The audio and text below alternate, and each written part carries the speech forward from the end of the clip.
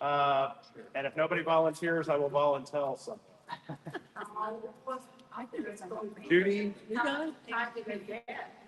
I'm double checking, but I believe all the speeches are supposed to last 2 minutes. And if you are the timekeeper, I would strongly encourage you to sit at the front.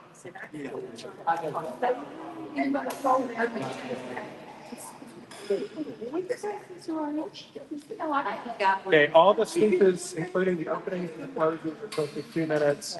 Mr. Canoe has the power to extend that at his discretion, but I will give you the extra sheet of paper, and if you think you're over time, I would encourage you to start waiving it.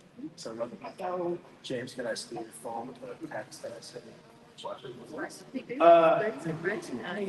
Yes, I was going to do an introduction and kind of go over the recording.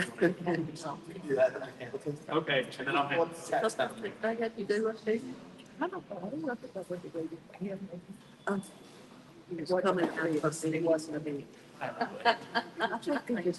Judy, this can serve as your flag. So. When the speech is in here, I think minutes on your seats. Should I give a 30-second warning? What would be your symbol for 30 seconds? I'll just say 30 seconds. Okay. All All right. want to do that? You don't have to. Don't worry about it. All right. Somewhere I've got a coin too to flip. So welcome everybody to our House District 64 candidate. Stand over here. Stand in front of this. Welcome everyone to our House District 64 candidate forum. It's good to see you all here tonight. So thank you very much for being here. And thank you to our moderator, Justin Canoe, who is with us from Tennessee Holler. And our two candidates, Ms. Longstreet and Mr. Pierce. We're blessed to have Judy Ashmore this evening as our timekeeper. And I am looking for a coin, which I thought I had on my person, to flip.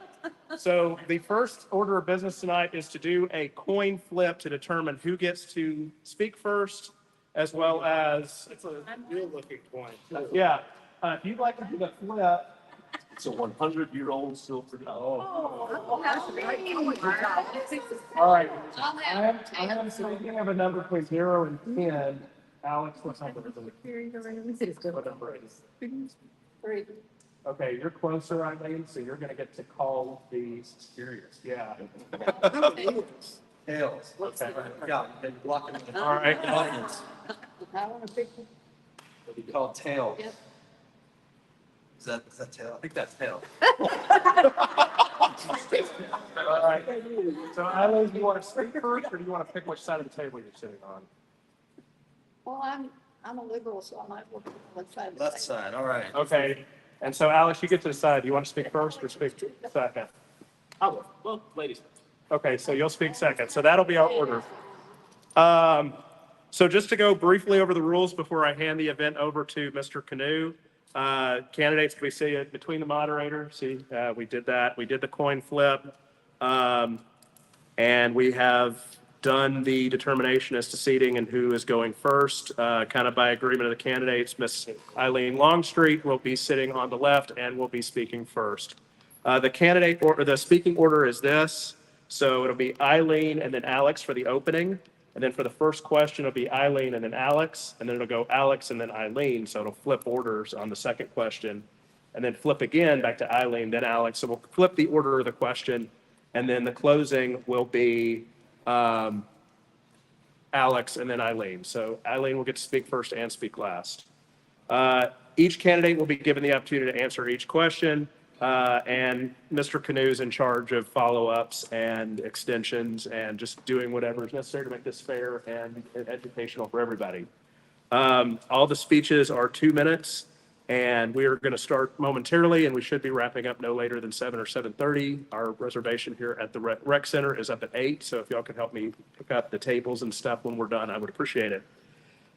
Please hold your applause and comments until the end if you can, just so the candidates aren't distracted. We've got a timekeeper and a sergeant at arms already. They're welcome to have notes, but otherwise the candidates haven't been asked the questions or have not been made aware of the questions beforehand. If you would like, again, if you didn't hear me earlier, we do have some bottles of water in the refrigerator in the blue room. You're welcome to go get one. I know that's still warm, although we do have the blessing of air conditioner in here.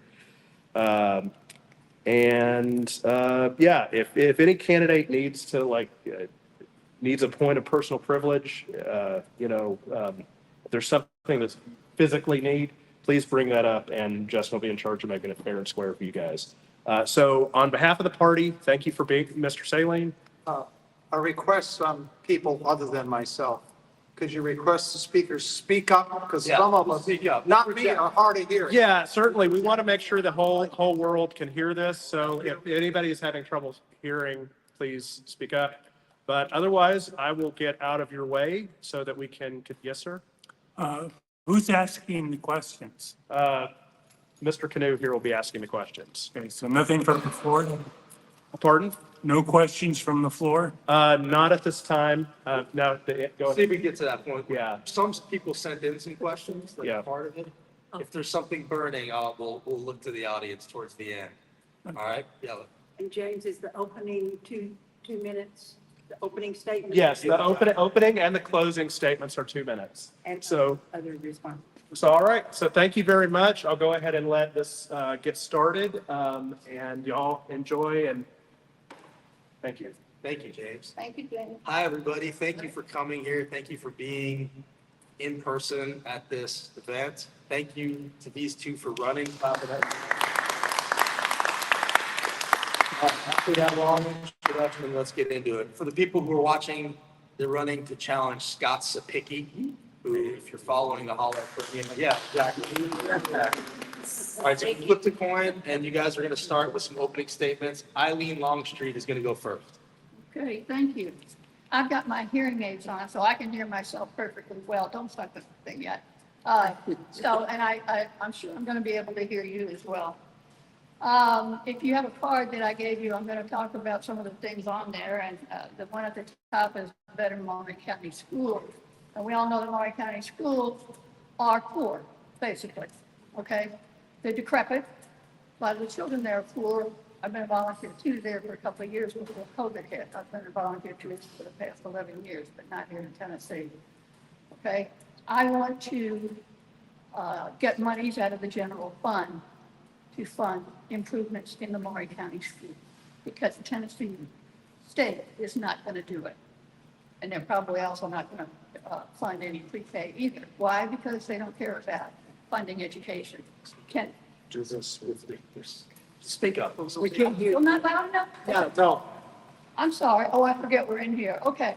thank you. Tennessee has ranked in the bottom left, sometimes 20%, sometimes 21, but anyway, it's in the bottom. It was in the bottom when my children went to public schools in Memphis, Tennessee, okay? I went to school there too, but I went to a Catholic school, so. Anyway, I want to get the schools improved in Maury County because poor children deserve a better education, and for God's sakes, the teachers need more pay. My second item, I'm just going to ask you to put up your hand. Does anybody here live in a homeowners association? Well, I don't know how you feel about it, but I live in one in Spring Hill, and I can tell you it is hell. I was in an HOA in Virginia, okay? I was the treasurer. I found out they were stealing money. The board of directors was stealing money. But that was a different situation. Ours, they just keep changing the rules all the time. It's owned by Pulte, and Pulte does whatever they want to do, and they won't leave even though all the homes are sold. Can you hear me? Well, choice, all of it for women, clean water, union rights, and reasonable gun rights. That means you can hunt, no more. Thank you. All right, thank you, Eileen.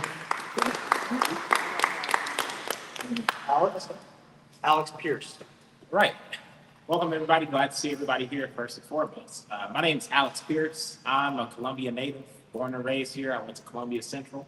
I'm not a politician, obviously. I have no political experience, but I decided to pick up the challenge, to challenge Scott Cepicky, because I'm tired of seeing the little to no action on gun violence in our state, first and foremost. I've almost been a victim of gun violence myself. I know people who fell victim to gun violence.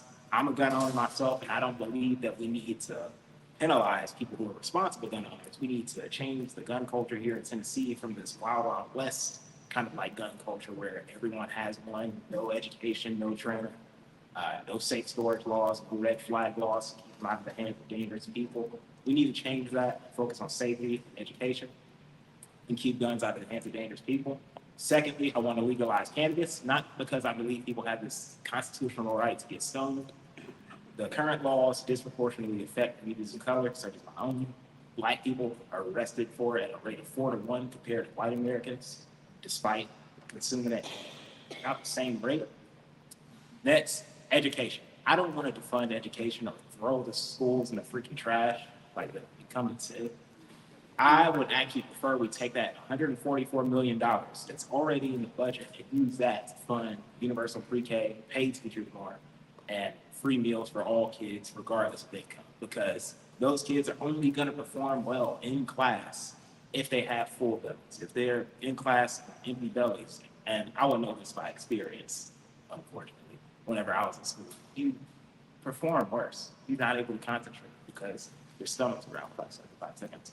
Lastly is Medicaid expansion. All right, thank you. So a couple of you touched on the first topic that I wanted to get to because it's at the top of mind for a lot of people. After the Covenant shooting, there was a cry for action on gun safety laws. It largely went ignored and was pretty much business as usual the next day. I was there and it was stomach churning. The following floor session, 3 Democrats heeded the call and went to the well to peacefully disrupt. 2 were expelled for it, Justin Jones and Justin Pearson. How do you think you would have reacted that day? Would you have stood in the well with the Tennessee 3? And how do you feel about Tennessee gun laws in general? Are they too strict or too loose, Eileen? Oh, they're too loose, definitely. I'm not a gun owner, never have been, scared to death of them, but I'm not against people having guns that they hunt, like a shotgun. I don't think AR-15s are appropriate because they're used in mass murder. The fact that the red flag law was turned over, how many people here are familiar with that? Not everybody. It was meant to take people who are, quote, at extreme risk of harming themselves and others from owning a gun. Extreme risk.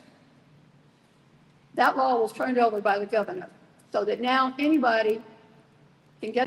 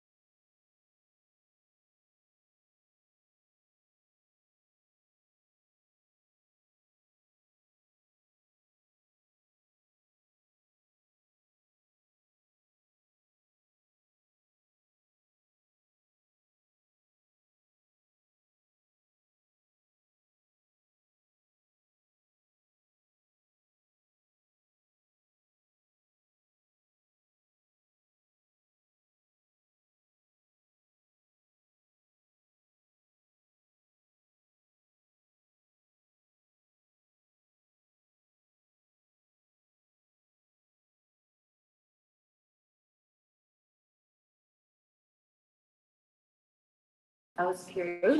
I see. Yeah, I went to Sacred Heart. You know, they had three Catholic schools at the time. There was Sacred Heart, Blessed Sacrament, and St. Agnes. Sacred Heart was for the poor Catholics, right? Blessed Sacrament was for the middle income Catholics. St. Agnes was for the rich Catholics.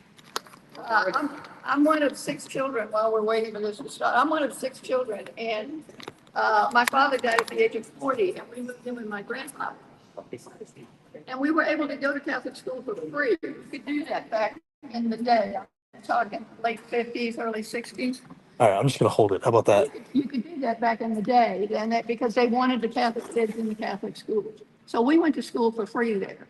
But then, of course, we had to put up with the nuns beating up the boys and occasionally slept. All right, we're back. But anyway. I'm gonna be the first moderator to actually hold it this time. Is that, unless you want to hold it? I could hold it if I you. think you might have to just touch it to like, so it doesn't conk out. You know what I mean? Yeah, if you need me to be the human tripod. I think so. Like, that's. Now, that's going to be a. All right, All right. back to our regular scheduled I'm program. just going to repeat the question for Alex. After the Covenant shooting, there was a cry for action on gun safety laws that largely went ignored. Tennessee 3 went to the well. 2 of them were expelled. How do you think you would have reacted that day? How do you feel about gun laws in Tennessee? So I would have definitely joined them. Well, like even though I know I would have faced the exact same consequences as both justices did, I would have joined them without a doubt. And I kind of touched on this. I kind of touched on this in my introduction that I think gun laws in Tennessee are too loose, and that the gun culture in Tennessee is too loose, too relaxed. And I don't mean that, of course, in the way of like, okay, no one should be able to have guns. I just mean that in the way that it shouldn't be so easy to get a gun. That you can walk into a gun show or a gun store, show an ID, get a gun, and walk right out. When you may have bad intentions. You may be a threat to yourself, or even worse, a threat to the public. So yeah, absolutely. Tennessee gun laws are 100% too loose.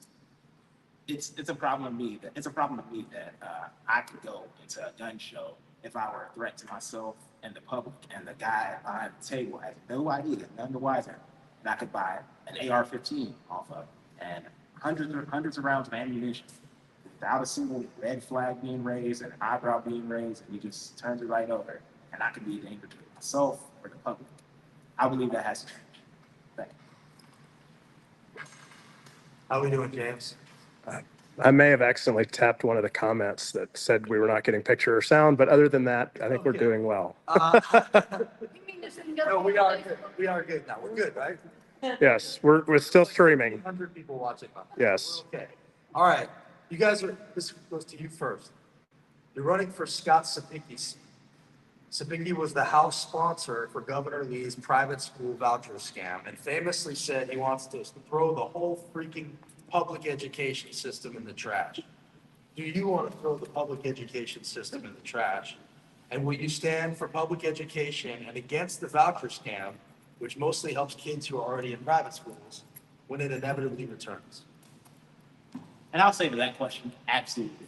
I don't think we need to throw our public school system to the trash, but what I do think, we should never allow Scott Cepicky to forget that he said that. You should never allow his voters to forget that he said that. Kind of how I said in my introduction, I think we should take that $144 million that literally belongs to the public education system anyway, and pay teachers more, fund universal pre-K, fund meals, free meals for all students regardless of income, lunch and breakfast and lunch.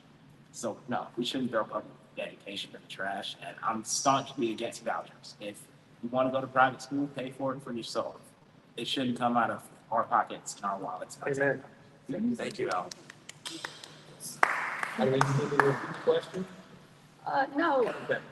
No, I'm totally against vouchers. I'm the daughter of a teacher, and I'm the mother of a teacher, and I have 2 sisters who are teachers. I'm not an educator, never was, but I know something about education because I know exactly what their lives are like. And I probably don't need, I'm guessing somebody in here may have been or is a teacher. Okay. Vouchers, it is. It's a means of taking money from the public schools and giving it largely to people who already have their children in private schools because they have the money to do so. Now, I can't be against private schools when I went to a Catholic school. I am against taking money out of the public school system because it's patently wrong. It deprives the children that are in poor schools and poor communities of a situation, deprives them because they're in a situation that is already not optimal. And it isn't going to get better when they start taking money out of the school, and the school still has to pay for the electricity, right? They still have to pay for the repairs. They still have to feed children, et cetera. $7,000, $8,000, even $3,000. It's too much money to take away. My daughter, in her experience in the classroom, has seen the children, because she was in Title I schools. You know what those are? Those are for the poor kids. She turned one that was a D- rated school. It took her 3 years. She turned it into a B+ rated school. But she did it. I'm not going to tell you how she did it, but she basically hired good teachers, fired bad teachers. But she was always talking to me about what happened when people would pull their kids, this is in Arizona, out of school and put them in a private school or a new charter school, right? And her budget would go down because of it. And that made it harder for that school to operate. You're really, Scott Cepicky, I don't think is very bright. It could be there were too many hits when he was playing football and baseball. I don't know. He doesn't strike me as being very bright. So he wanted to put in a bill that said he wanted lettuce to be marked that might have vaccines in it. I'll figure that one out. Well, you're leading me into my next question. Speaking of Cepicky, when he wasn't pushing lettuce vaccine bills, it's going to you, Eileen. All right. He could be heard telling his Republican colleagues that if Tennessee falls, the Southeast falls, and it's game over for the Republic. When we asked him about that charged rhetoric, he expressed no remorse. Do you think that kind of language is helpful? And if you win the nomination, how will you bridge the gap with Republicans here in Maury County, where the climb will inevitably be steep? Okay, well, I think that statement really sounds like something he said, when the Civil War started. Before you fall, whatever. I already said I don't think he's that right. I don't think, he's been in office for a long time. He hasn't really done, I looked at most of the bills, not every one that he proposed, and most of them didn't have any particular value whatsoever, okay? 84 of them were bills in which he was acknowledging somebody who just graduated from high school, from college, and that kind of stuff. 84 out of 120. That's not a whole lot of legislation. I'm sorry, what was the other part of? How will you bridge the gap? Oh, bridge the gap. Republicans and. Well, thank you. Thank you for reminding me. I'm not having a Biden. Sorry. I live in a neighborhood right now that is over 90% Republican, 800 houses. How do we know that? I got hate mail during the last election because I had Biden posted. I get along with my neighbors. I don't argue with them. If they have an opinion, I just nod and I move on. I know I'm not going to change somebody's opinion, but I have made inroads with people because I will talk with them and I will listen. And then I will say things like, well, that's interesting. And I might even say, well, I hadn't really thought about that. And then I say, I'd like to express why I feel this way. I have found that can be very effective. Doesn't mean that I change all their minds, but I don't do any yelling and screaming. Why? Because it gets you nothing. I'm all for marching. I marched in 2004, 20 years ago, this past April. I marched in Washington, D.C. for women's rights. I believe in marching and I believe in protesting. And I believe in what the Tennessee Three did.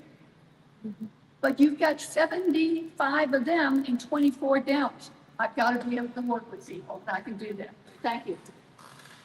Question again?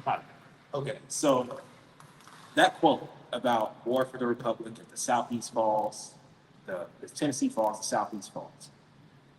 How many of y'all remember just a few days ago when that Heritage Foundation president said that we're on the cusp of the Second American Revolution and it can be bloodless if the left allows it? Do you not hear the similarities between those points? We are at war for our republic. We're on the cusp of the second American Revolution. The left wants Tennessee. It'll be bloodless if the left allows it. That's exactly why that statement right there, quoted by Scott Cepicky, is extremely dangerous. Because if the worst were to happen this fall, he would be complicit because of his rhetoric. He would be complicit in whatever bloodshed followed.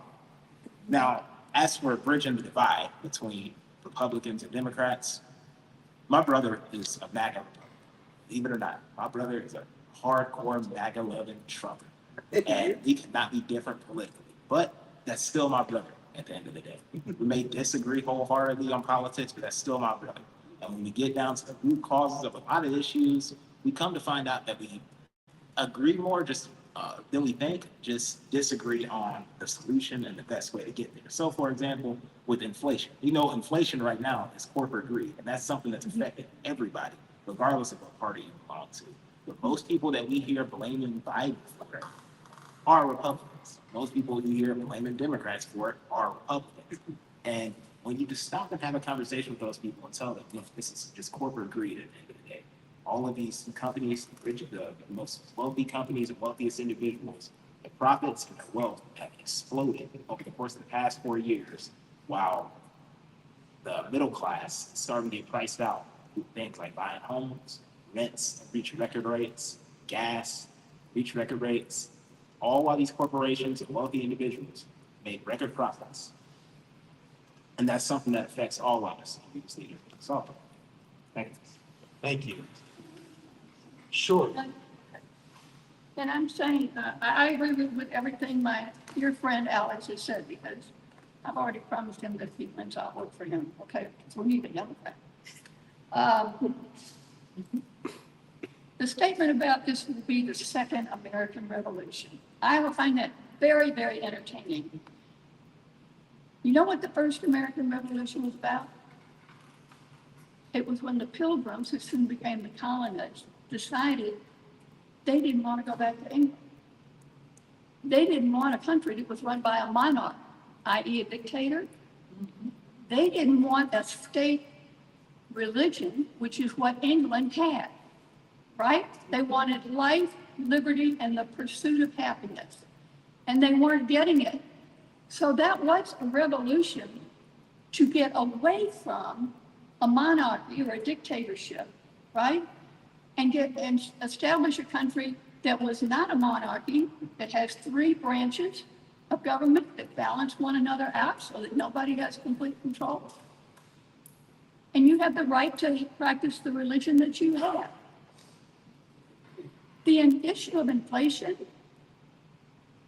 yes, I agree with what Alex said about business. Business making way too much money and not sharing it with anybody. People forget how inflation started, if I may tell you. Inflation started with COVID. Balance it out a little bit here, Okay. instead of just going on a rant, but I I'm appreciate it. I just want to give Alex a chance to add to it if he wants to talk. She's not, okay, she's good, all right. All right, inflation, and it's just because, we all forget how things happen. We all forget. When COVID hit, people got sick. People were staying home, people were in the hospital, people were dying. People weren't buying things. They lost their jobs. 70% of our stuff comes from China. You know when inflation started? It started when all those barges got to the ports and there weren't enough people there to unload. I need to squeeze it back a little bit here. Okay, thank you though. I prefer your passionate commentary on it. Again, if you have anything you want to add, I gotta be fair here. I gotta balance it out. It's okay. A lot of passionate stuff going on here. This week we said this, I think this goes to you now. This week we saw a white supremacist march through downtown Nashville. Democratic leaders condemned it quickly. So far, not a single Republican has. Many right-wing pundits are instead running cover for it, implying it was the FBI, while reps like Justin Jones and Afton Bain have said that Republican rhetoric has rolled out the welcome mat for them. Do you agree with that Republicans here in Tennessee, and anything you want to add? Absolutely, 100%. Republican rhetoric has amplified the rise in hate here in Tennessee. The Blood Tribe, who marched in February in Nashville, One of their chants was, "We will not be a place where pedophiles get the rope." Similar rhetoric you hear from sitting GOP officials right now. Won't name exact names, some of which who sit on the county commission now, referring to LGBTQ people as groomers, pedophiles. You get these neo-Nazis that come out and march and pride against saying pedophiles get the rope. So yeah, absolutely, the GOP is complicit. And this is stuff that affects me 100%, my family directly. I'm a Black man in the South in an interracial marriage to a Jewish one. We have mixed baby. That's something that scares us 100%. Just as much as it does like our LGBTQ neighbors or trans neighbors, our migrant neighbors, because the anti-immigrant legislation is being passed by representatives to prevent people who don't speak English from taking driving tests. That amplifies that. It makes these people feel comfortable here. It makes them feel like they have representatives in the state house that have the same thoughts as they do. They just want to say it out loud. You can count on the Blood Tribe and Patriot Front to come out and say it out loud themselves, but you know that House officials won't come out and say it. Bill Lee won't come out and say it. Scott Cepicky won't come out and say it, but they'll be pretty quiet when the groups like the Patriot Front or the Blood Tribe hit the cities and chant, "We won't be this," or "Deport all," or "Jews will not replace us." In terrible rhetoric like that, they'll be Ziploc silent as they are now. Thank you. You may repeat the question, or you have a general sense? Trying not to rant. Okay, I'll cut you off if you do, don't worry. I haven't started yet. Okay. All right, you know what the population of Jews are in the United States? Total population, 1.5%. 1.5%. How can the Jews take over the world or the United States when they're 1.5% of the population? Bullshit.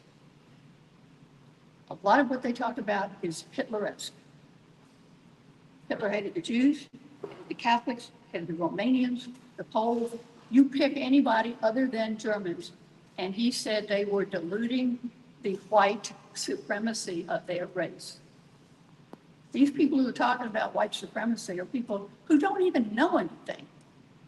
Half of them don't even know that it's 1.5% of the population are Jews. What the hell are they going to be able to do? The whole issue of transgender dysphoria. I have a gay daughter. I've learned from 35 years ago when she came out. I had no idea that she was gay. So they're gay women, they're gay men, right? They're people who are bisexual. They're people who are trans. They're all part of God's creation. I mean, let's face it, they're not out there having fun. You know why they came out all in addition to the gays? Because when gays finally became semi-acceptable, then in fact, other people with gender dysphoria or other kinds of gender issues started coming out because it felt just a little bit safer. They were always there.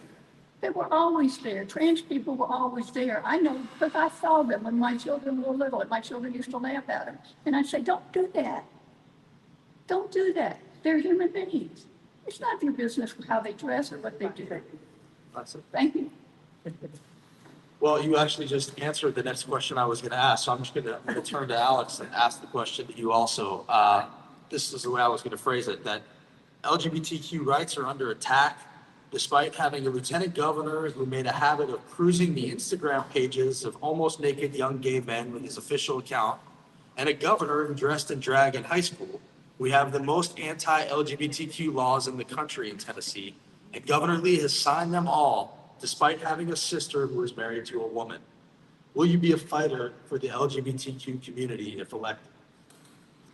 Absolutely, because something I believe in is intersectionality. And that's the belief that all of our rights are intertwined, because they are. It's not, I wouldn't even say it's a belief, it's a fact that all of our rights are interlinked and intertwined as a whole. So when attacks like this on the LGBTQ community start, believe me, they're coming for others as well. They'll come for the Black community, they'll come for Hispanics, any others that are next. They're just using the easiest scapegoat that they can find. Oldest trick in the book, by the way, using the easiest scapegoat they can find first to target, and then they'll go after the others. And it's also part of this whole culture war stuff, calling queer people, trans people groomers. And it's a lot of the same people you see doing that end up getting busted for actual child hitting all the time. Projections or conventions, like you said. But yeah, I would absolutely fight for LGBTQ rights on the Hill. I would love to make the first bill I introduce in the Capitol to reverse any existing anti-trans or anti-queer legislation that's already in place. It's got to go. Hate shouldn't be tolerated here, and we shouldn't be letting groups like the Blood Tribe know that they have a home here by passing hateful legislation. Thank you. Thanks to Cepicky and the Republicans, Tennessee has one of the strictest abortion bans in the country with no real exceptions, even for the life of the mother. Republicans have repeatedly blocked a standalone amendment to allow raped children to have access to abortion care. Where do you stand on women's reproductive freedom? Well, as I said, I marched in Washington for women's reproductive freedom in 2004. I was a feminist then, and I'm a feminist now. This is my badge from 2004. Okay? The law that is on the books is draconian. It is inhuman.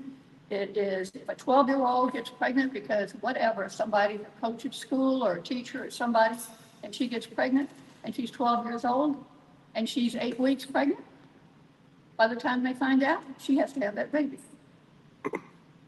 All of the whole thing is so awful that it's even hard to comprehend. To get the bill loosened up, it's not going to get overturned. I've got to remind you, 24 Dems, 75 Republicans. You have to be able to work with people. You have to be able to try to make inroads into loosening what is there. Getting it flipped, could I get that done in a year? No. In 2 years? Maybe not. If I could help to get it amended, make it better, they're not going to flip this bill. They're not going to do it. They may do it in the next election when they find out what happens, okay? But you have to be able to work with people. And I may talk a lot, but I know how to work with people. I know how to talk to people. I know how to listen. And I know how to, in some cases, pretend that I understand them and appreciate their sharing their opinions. That's what you have to do. I'm not trying to say I'm going to be deceitful, because I'm not going to be deceitful. I'm right there, right out front. I'm the choice. I say it to anybody I talk to. I don't hide it from the Republicans. I know who's not going to vote for me. That's fine. I like it. Excuse me. But that's fine. Heated, I'm sorry. All right, thank you. We're good. Same question. You need me to repeat it? It's not like. All right, you got it. Alex. So I'm staunchly pro-choice, and as a man, of course, I'll never know what pregnancy feels like. I've witnessed my wife's pregnancy, and it's gave me a lot of new perspectives that I never had before when it comes to like pregnancy. And I know it can be a traumatic experience for someone. And I don't believe that someone as young as 12 should be forced to go through that, especially after going through a previous traumatic experience of being raped. No one should have to go through that. And I think it's absolutely disgusting that our Republicans in the House are trying to force young girls to do that. It's just absolutely wrong. So yeah, I'm staunchly pro-choice, and I believe that the government needs to stay out of women's bodies. Just full stop. Stay out of women's bodies. Stop trying to control women's bodies, and especially young girls' bodies. I think the IVF decision is also absolutely disgusting, and whatever I can do in the legislature to get these things reversed, I would love to. And I know it's going to take time. I know it wouldn't be able to be accomplished within a year, or maybe not even the first 2 years. So even if it took me like 6 years to do, it's something I would love to do, and I would be proud to put as a badge of accomplishment on my legislative. Thank you. Let's stick with you, Alex. It's a question I didn't really write down, but just to frame it, obviously Tennessee is a very faithful place. Buckle the Bible Belt and so on, but it often seems like we come pretty close to being a theocracy. And now we're seeing laws like the one in Louisiana that was passed that requires the 10 Commandments to be in our schools. It seems like the separation of church and state is being erased. Republicans will openly tell you they don't even believe that it's a thing. How do you feel about Tennessee becoming or being a theocracy? Do you think that's a fair statement? And is it something that needs to be embraced or guarded against, and why? And also maybe a little bit about your background when it comes to that. I believe that that's something that needs to be pushed back against and guarded against full stop. I'm personally someone who's not religious. I don't knock people who aren't religious, but I'm personally myself not religious at all. And part of that, what gives me that freedom is the Constitution. And the erosion of church and state spells some scary stuff for people like myself who don't practice any religion. And I also think about the people who may practice other religions outside of Christianity. What about the people who practice Islam or people who are Jewish? People who practice many other religions that may not want to conform to Christian nationalist state. And I recognize the Bible as like the state book, and especially a book of a version of the Bible that advocates for the erosion of the church and state. I forget the exact name of the version of the Bible, but the Aiken version of the Bible that advocates for the erosion of separation of church and state. It's something that shouldn't happen. It's something that should alarm absolutely everybody, regardless of what religion you belong to, whether you're Christian, whether you're Muslim, whether you're Jewish, atheist, regardless of what religion you belong to say that Tennessee is becoming a theocracy is a fair statement, and it's something that should be pushed back against. Thank you. Thank you. You need me to repeat the question? No. Okay. Yeah, I'm aware of the 10 Commandments. It is true that everything that happened before happens again, and then 20 years later it happens yet again. I was trying to remember the 10 Commandments, and I only got to about 5. Thou shalt not covet someone else's spouse. I don't know how many of our elected officials have covered that one. Thou shalt not bear false witness. In other words, lie about something. Well, we hear that from Cepicky all the time. Should observe the Sabbath, rest on the Sabbath, shall not lust, shall honor fathers and mothers. Well, of course I agree with that. There's some other commandments in there. I can't remember all of them. But do they need to be in the school? What happened to separation of church and state? They don't want to talk about that. That's in the Constitution. They don't care. Yes, we've really kind of had a theocracy in the making ever since I was a child and I was in school. I mean, there's a church in Memphis. There's a church literally on almost every city block there. There was. I don't know how many there are now. So we've always been that way. In the South, they haven't been real tolerant of Catholics. That's not necessarily the way it is now, but they weren't tolerant of Catholics. I think the whole country is headed towards a theocracy, which is exactly what the Republicans want. They want to rule what religion is number one, and that's Christianity. Well, I'm all for Christianity, but I've got Jews in my family that I love dearly. And I have Jewish friends, and I don't mean casual friends, I mean close friends. Awesome. That the whole idea of saying we're only going to be a Christian country is a total violation of the reason we even came over here. Thank you. All right. Everybody all right? You guys all right? How's the stream? It's still streaming. Streamer? All right. That's good to hear. Okay, moving on. And we're going to 7:30, you said? We can go that late. Or everybody's doing okay.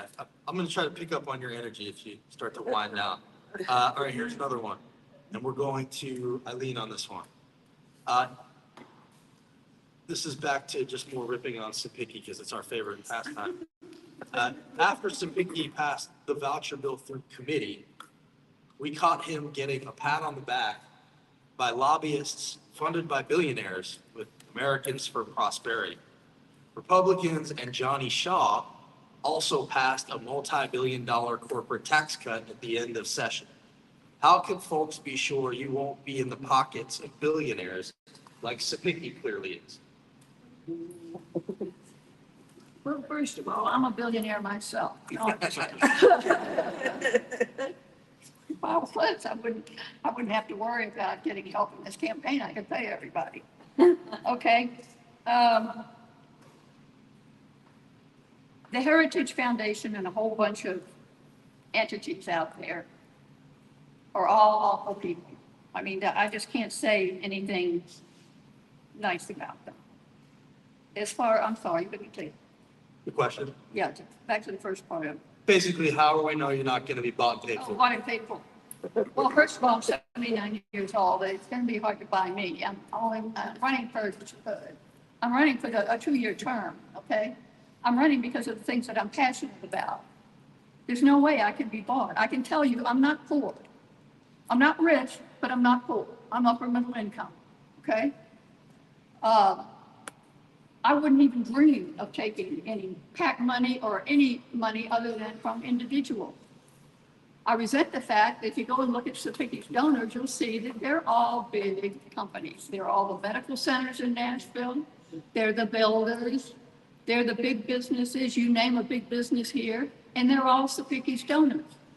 Now, maybe if I'd gotten into this race earlier, I could have contacted a few of them and said, well, if you're going to support this blankety blank, I'm a patient of yours. Maybe you should give me a little money, right?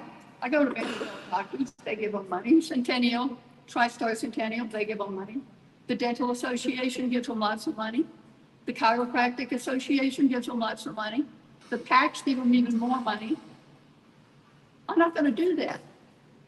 I'm doing this at my advanced age because there are things that I believe in that I tried to articulate to you, because I want to get something done in the 2 years that I'm there. And if I'm still not stupid, maybe I'll run again. Need a question here? I think, all right. So something that I believe about billionaires, and it may be a controversial opinion to some people, but when you look at what billionaires typically do, you'll understand why I feel this way. I personally don't think there's a such thing as an ethical billionaire, because when you break it down, you look at how a lot of those guys got that wealth. Take Elon Musk, for example. His dad owned emerald slave mines in South Africa. That's no ethical way to become a billionaire.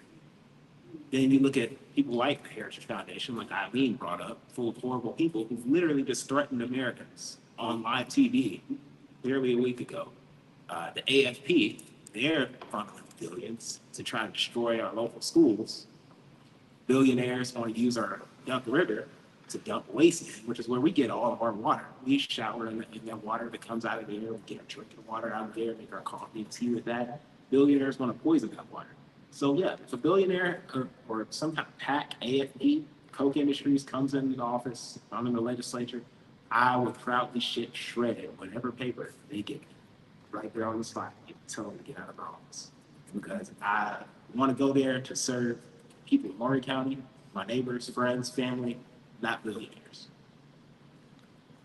Thank you. All right, getting into some of the submitted questions now that some of you all sent in. I'm going to stick with Alex on this one. This is a pretty simple one. What is the biggest difference between you and your opponent? Well, the biggest difference between me and her is obviously besides age and race. I'm born and raised here. I'm not Gender. Fair enough. gender shit, but I'm born and raised here in Columbia, Tennessee. I'm one of our own Columbians here in Columbia, Tennessee. I'm not some transplant from Wisconsin, California, or New York. Lived in California for a bit, but I'm not some out-of-state transplant who's coming here trying to tell everybody how they need to live their lives. I'm someone who witnessed a lot of the terrible things that have happened in this community over the course of my life, over the course of almost 25 years that I've been on this earth. And I've also witnessed local politicians during the pandemic call the pandemic a fake pandemic, and decided that I just couldn't sit on the sidelines any longer, and I had to step up and do something. Thank you. Eileen, what is different between you and Alex? Well, we've covered the first three, haven't we? I'm not somebody coming from Wisconsin or anything like that. I have worked around the United States. I grew up in Memphis. I went to grammar school there. We used to call it grammar, not elementary school. High school there, went to Memphis State before it became Memphis University School. Memphis, what is it? Yes, I'm sorry. Yes, I have lived in upstate New York, in Rochester, New York. I've lived in Maryland. I lived in Virginia for 25 years in the DC area. Okay, I've lived in Alabama. Right when I got married, I lived in Florida. I'm a Southerner. But I went, you want to know why I went to the Northeast? I went to the Northeast because I couldn't make the kind of money that I needed to make to support my 2 children when my husband left. And I was 27 years old. And I changed jobs every 2 years to get more money. I worked my way up into senior management, and I'm in senior VP of several large companies in the Northeast, mainly in the health insurance and healthcare industry. Okay? Because I could get those high-level jobs there, and I couldn't get them in Tennessee. I'm not trying to knock Tennessee. I'm just saying it was very hard for women to get into senior-level jobs. I've given expert testimony in Congress. I did it in 1999 on health insurance and healthcare in general. I consider myself an accomplished businesswoman, but I also ran a nonprofit when I retired from the business world. I ran a nonprofit for 3.5 years that served seniors. Meals on Wheels delivery, transported them to grocery stores and doctor's offices, and even movie theaters. Help 55 and up people get jobs. Downsize, which is another way of bringing in the youth. 5 seconds. Okay, so I'm Southerner. Okay, I'm from Tennessee. Thank you. Another sort of short and sweet one, and I'll preface it by saying, covering the Capitol as closely as we have with the holler, I've come to sort of realize there's kind of 2 parts to this job. One is potentially trying to pass some legislation and working with other people to get legislation passed. And the other is speaking up, controlling the narrative, being a thorn in the side, and blocking legislation and, speaking up for people. So my question to you is, who in the legislature do you see and say, that person is doing this job kind of how I would do this job? Is there somebody up there that you would like to model yourself after, that you sort of say, that's the person that's doing this right? Is there somebody that resonates with you that's a sitting rep or sitting senator, can be a Republican or a Democrat, probably should be a Democrat, but that you want to model yourself after? Well, I'll have to be honest. I haven't spent any time among these people who are in the Capitol. I may read about them, but I've certainly not spent any time with them. Talking about Pearson and Jones and Johnson, those 3 folks who stood up against the guns, I looked and I saw that in 2 years, not one of their bills would pass. I know why they won't pass, because the Republicans hate their guts. But how are you going to get a bill passed if you can't work with the people who have 75% of the control? I actually have met Mr. Jeter, who is a Republican candidate for the Tennessee House against Cepicky. I don't want him to win, but I will tell you, I believe he's sincere. There's something about the man, the way he presents himself and the way he talks, and he's not Cepicky, he doesn't act like that. He's a sincere individual. If I encounter other people that are like-minded in terms of how they think, we don't have to agree on everything, on what we think on everything, but we have to be able to think to begin with. And how a person thinks is indicative sometimes of how willing they are to listen to other people. And you have to be willing to listen to them. I can submit a bill every day that I'm there, but if I can't work with those people, I can't get anything done. One of my main goals would be to get the abortion bill loosened up, knowing that I'm not going to be able to get it turned over. And I would be lying to you if I thought we could. But if you can get certain things done and you can get them loosened to the point that they're a little more humane, you have to pick away at problems sometimes. But 5 seconds, I just want to ask a follow-up to that, because, and you're right, they haven't gotten a lot of bills passed. I guess what I would ask is, do you feel like they're being too outspoken? I think their heart is pure. I think their passion is pure. I just think that the action that they took, even though it was a protest, and I'm certainly not against protesting, I think the actions that they took only made it harder for them to get anything done.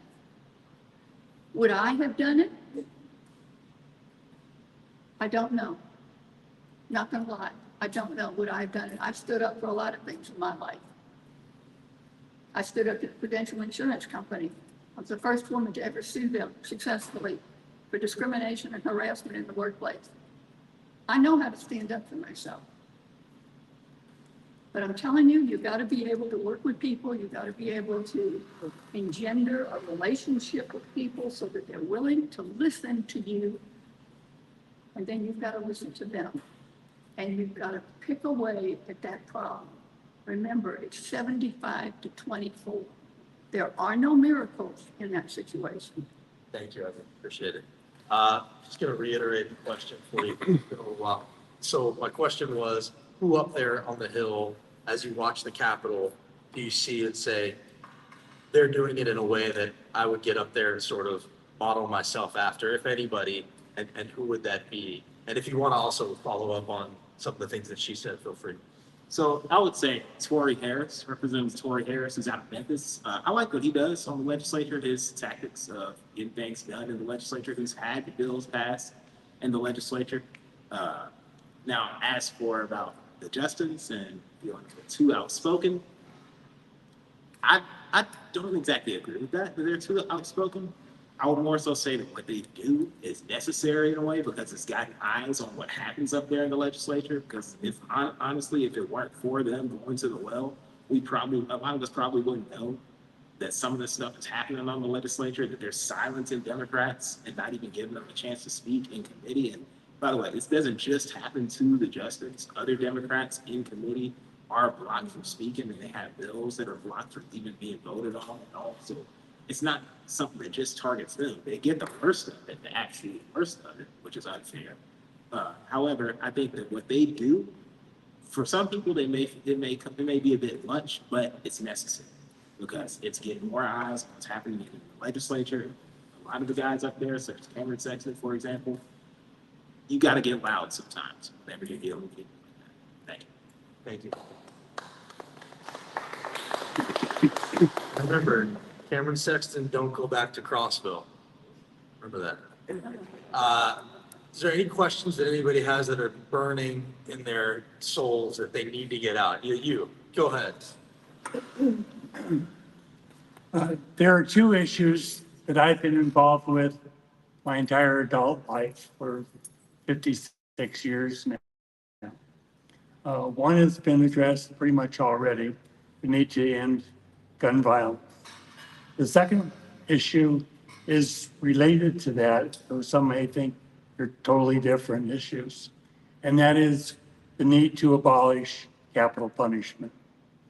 I was 10 feet away from Senator Bobby Kennedy when he was assassinated at the Ambassador Hotel. And yet, as angry as I was with Sirhan, I did not want him executed. And he was on death row for a while before the death penalty was overturned there in California, and his sentence was commuted to life without parole. So my question is, what is your feelings about capital punishment? Would you support abolishing it? I think we understand that one. I'll turn to you first. What are your feelings on capital punishment? Would you support abolishing it in Tennessee? Yes, I would support abolishing it in Tennessee. Let's get back to the subject of life. If life is precious, even if the person is horrible, if you believe life is precious, then you don't take it away. You may incarcerate them so that they don't hurt any more people, but you don't take it away. For this administration, these folks to talk about the sanctity of life over and over again when it comes to the rights of the unborn child, and then talk about killing a person. Again, it's another example of not recognizing that the two are totally opposite from one another. I am for commuting sentences. It's a burden on our tax dollars when people are there for a long time, but I don't believe in killing people. I just think it's that simple but it's also kind of complex sometimes for some people. But I would be totally against having the death penalty here. You know, in Texas, they have it. Oh my God, they love killing people. It's such a macho. They don't hate it here either. Good, thank you. Yes, Alex. So I would. And the reason I would is because, You would, I would support abolishing. I Okay. wouldn't support. I would support abolishing because we've seen it throughout history numerous times. Innocent people are killed on death row all the time, and we've seen it. Like for example, George Stinney. I'm not sure how many of you have heard that name, George Stinney. 14-year-old black kid who was killed by the electric chair in the early 1900s because he was accused of raping a woman. And never did, by the way, never did. They didn't care. They killed him anyway. And just a few years ago, innocent man in Alabama was put to the death penalty. Innocent old man was put to the death penalty in Alabama. So yeah, I would absolutely support abolishing the death penalty because when we talk about life, just as Eileen said, the solution isn't to kill them. Isn't to just put them in an electric chair and kill them or kill them by lethal injection, especially if they come out to be innocent. They sat in prison for years on death row for a crime they didn't even commit. So absolutely, the death penalty should go. Tennessee should follow suit for any state that's either banned it or is got in the process of banning it. Tennessee likes it a little bit too much in Texas. thank you for that question, and thank you for sharing your experience. It was powerful. Yes, sir. Joe Biden chose Kamala Harris as vice president. It wasn't a popularity contest among 200 million Democrats. He chose her. So if for whatever reason Joe Biden is not the candidate, would you support Kamala Harris? If yes, tell me why. If no, tell me why. Hang on, I'm going to add to that because I almost asked this and I didn't actually ask it, but since you're going there, since you're taking us there, I'm going to add, do you think Joe should still be the candidate? Why? Well, this having nothing to do with my running. Yeah. Okay. Would I be happy to have Kamala Harris as president? Yes. I don't know how many of you all have seen her when she was in Congress, when she was interrogating, basically, because she's a lawyer, people. That woman is incredibly smart, incisive. She would eat Trump's lunch. Trump wouldn't debate her, let's face it, because he knows she would eat his lunch. Okay? Joe Biden, I love Joe Biden. Everybody with half a brain knows to love Joe Biden for everything that he's done in the past 50 years. You look at the legislation that got passed under Joe Biden or with his assistance in the Congress, you can't help but love the man. What has happened recently has conflicted all of us. What has happened in his appearance, his speech, his pauses, some confusion. I had to ask him to repeat something for me, okay? 79, he chose 82. I want him to win, and this is why I want him to win. I want people to stay behind him, because it may not be possible for him to agree to step down.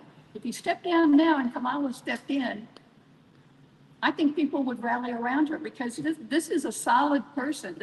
And she's gotten a lot of foreign experience because Joe Biden has let her, right, travel around the world on his behalf. And she's learned from him, and God knows he's got a ton of international experience as well as domestic. He's a very rare president in that way. So I would support her, and I would ask you to support Biden, unless, of course, he decides to turn over the presidency to Kamala. And man, I think she would be a great president. Now, I'm just going to reiterate the question to you. Would you support Kamala? And also, do you think he should step down? You can answer or not answer. I'm just going to pose the question. So if you follow me on social media, you'll know I've been very vocal about this. Very vocal about this. I would actually support Kamala Harris 100% if she is the nominee. I agree with her. She would eat Trump alive. I know Trump's scared of her. He had a video where he called her words I'm not going to repeat, I shouldn't say, about a woman. But it's pretty evident that Trump's scared to death of Kamala Harris. And I know Kamala Harris who don't want Trump in the debate. And Kamala Harris is someone who I believe that we need to carry us to the finish line in November. Which brings me to my next point, which is something I know the whole room might not agree with me on this. I don't think he should still be the nominee. I don't think Joe Biden should still be the nominee. Now, my reasoning for that isn't emotional. It's based on some data that I've seen. I've looked at his approval rate, and I'm not liking what I'm seeing. I've looked at the polls in certain states, and I'm not liking what I'm seeing. And even if all of us Democrats won our seats this year, it would not matter if Trump won, because guess what? He could just throw us straight in jail or have us killed. And that's not a world that I want to live in. It's not a world I want my family to live in, really, y'all to live in, where we still flip some seats here, still win some congressional seats, but Trump manages to win because the swing state voters that left Joe Biden because of the Gaza conflict, as well as inflation, because a lot of people are still pretty pissed off at incumbents for inflation. It's not just with Joe Biden, it's all incumbents. People are really irritated with all incumbents because of inflation. So there are many factors against Joe Biden right now that make this race hard for him to really win. Because, yeah, we'll all vote for him, but the independents, you can't guarantee that. Those things. Before we move on, and you don't have to turn around here, but I just want to focus group this. How many people in here think Joe Biden should step aside? How many think Joe Biden should keep running? That's about 60-40 in Joe's favor there, I would say, my unofficial math. All right, for the record. You have a question, timer. I do. I would like to revisit the discussion on abortion. I grew up with, I'm the same age as that lady there, but I grew up with pretty strict morals and moral values in my family. And one of the things that I remember was a phrase called, "It takes two to tango." And I cannot say that women just fall out and the little things come down and they're pregnant. I hope no one else in this room feels that way. But I do feel that there is a lack of understanding of what happens when a woman gets pregnant, especially a teenager, and what happens to the other person in the room. And I wonder if you could give me some opinions on your feelings on laws that should be stricter on people who are raped. To hold the men more accountable. Pardon? You're saying to hold the men more accountable in the equation. Okay, that's it. Okay. Let's talk to. Talk just like that. No, that's all right. I think it's a fair. 2,000 Just to crunch it up for the streaming audience, she's basically saying, what laws would you suggest to hold men more accountable when women get pregnant? Okay, well, first of all, people really don't tango in this country. Oh, I do. But you and I know that. I love it. I know how to, but I'm just saying it's not very common anymore. From today. Like a lot of expressions. Yes, it takes two to I think tango. I'm doing it It wrong. does take two to tango. Yes, I think men should be held just as responsible as the woman is. After all, it takes two of them to make a child, right? The problem is a lot of them don't want to be responsible. I'm sure some of them may have actually had that experience. Okay. How do you make a man responsible? Well, you can take him to court, try to get child support, right? I did it when my husband left me and my two children, but I didn't get it. The court awarded it, but I didn't get it. I'm sure I'm not the only woman in this state to go through that, right? You can try to make men more responsible, but if they don't want to be responsible, you know, nowadays you can have the child support paid through the court. Well, let me put some then specifics you on go this. Sorry to interrupt you, but while you're on that topic, Should child support start at conception if life does also? That's a hard one. First of all, at conception, nobody really knows when conception occurs. No, I don't think child support should start from the day that the child is born. Okay. Sorry, go ahead. Oh, all right. Because I don't believe in the whole concept of saying the moment of, of conception, because what are you going to do? Put cameras in the room when people are having sex? Oh, there you go. I think she's pregnant. All right, child support. I don't think so. Strict morals. Okay, I was brought up in the Catholic Church. I was brought up I'm one of 6 children. You can tell my mother was Catholic. Okay, a strict, yeah, very strict. Why didn't I get pregnant? My older sister and I were virgins when we got married. We both each got married at the age of 21. 5 seconds. I'm all Give her for 20%. I'm all for teaching children how to not get pregnant and how to talk about it. Wait until you're older, wait until you're more mature. Make sure you have some understanding of both your body, what sex means, and what it means to be in a potentially long-term relationship.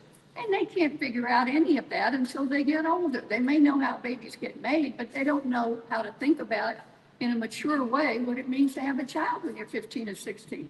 It's the parent's responsibility to do that, to help the child with that. Thank you. Need a question again? How do we hold men more accountable for the pregnancy and also my terrible idea to start child support at conception if they're first starting life? So I'm going to answer the question about starting child support at conception. Life starts at conception. I disagree with that completely because, for one, it doesn't make sense because it also validates the argument of abortion, of anti-abortion. It also validates that pro-life anti-abortion argument. So that's something we definitely don't want to do by trying into that territory.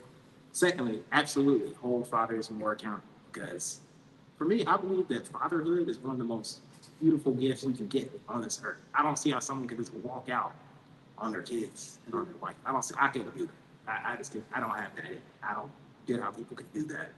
Secondly, rapists who assault young women, girls, grown women, doesn't matter what the age is, and they get these girls pregnant, and they skedaddle off, and they never get caught.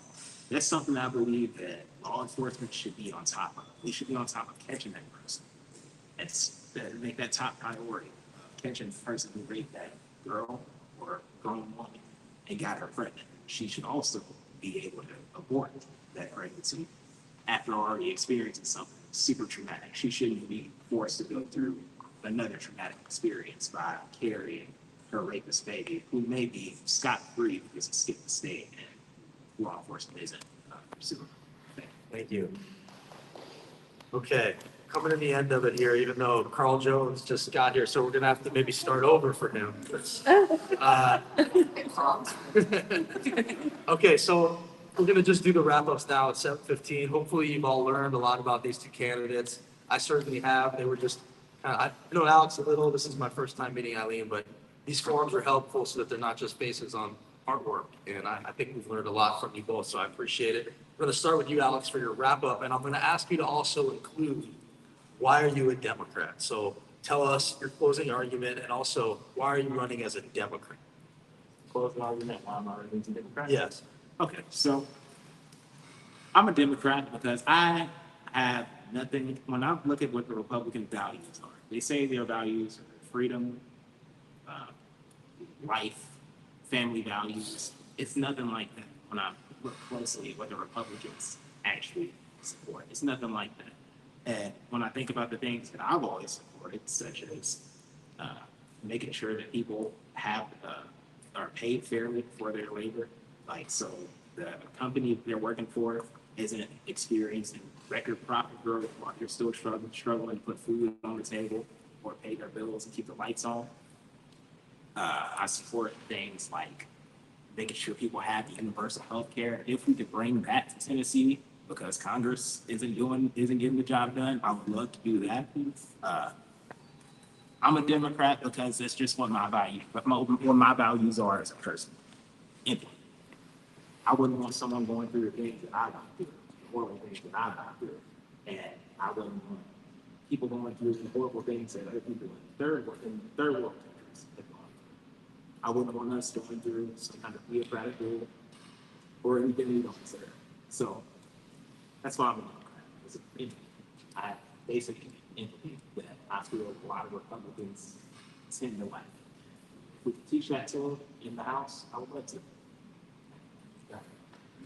And Eileen, for your closing argument, also, if you could also include why you're running as a Democrat, that would be great. Well, I've been a Democrat all my life. My entire family was Democratic. Democrats, you may already know this, Democrats as a group are better educated. They think about things more. They're deep thinkers. They're more empathic, as Alex said. They care about people generally much more than Republicans ever have. Republicans are about business. Democrats are about people. Look at Joe Biden. Joe Biden has been about people all of his life. That's why I'm a Democrat. I care about things being fair and equal and as kind as they can be. I care about bringing children into this world and giving them a good education and hopefully having good parents and giving them a good chance at life, because that's what we all wanted for ourselves and that's what we want for our children. I've never worshiped at the dollar. I've been able to make a good income when I was working. I had to fight my way to the top, but I made a good living. But not all women do. Not all men do either. But Democrats care about people, and they think about this country as a whole, not as who's got all the power and who's got all the money. If you read Trump's tax bill, you will see, and you've read about it, I'm sure to some degree, it's all about rewarding the millionaires, multimillionaires, and billionaires, and rewarding business. There's nothing in there for people. But you know what? The Trumpers think that they got a tax cut. I guarantee you they paid the same amount of taxes if they made the same money the whole time that he was in office. Nobody got a tax cut. They just don't remember it. Sorry, That's I'm cut off, right? You okay? Finish. Just close it down. Close it down. Close it down. All right, quickly, on inflation. On inflation, no, because nobody understands how it happened. It happened when everything got backed up because of COVID. They didn't have workers. We gotta The catch up. barges came in, they couldn't unload Catch up. them, and you couldn't get toilet paper. That's what caused inflation. Thank you. Thank All right, let's give our.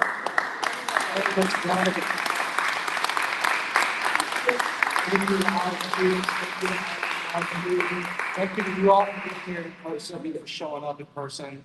Please follow these candidates, follow the holler, TN holler, and see you next time. Thank you. Jackie, can you hold it close for a minute? What about it? Just hold it.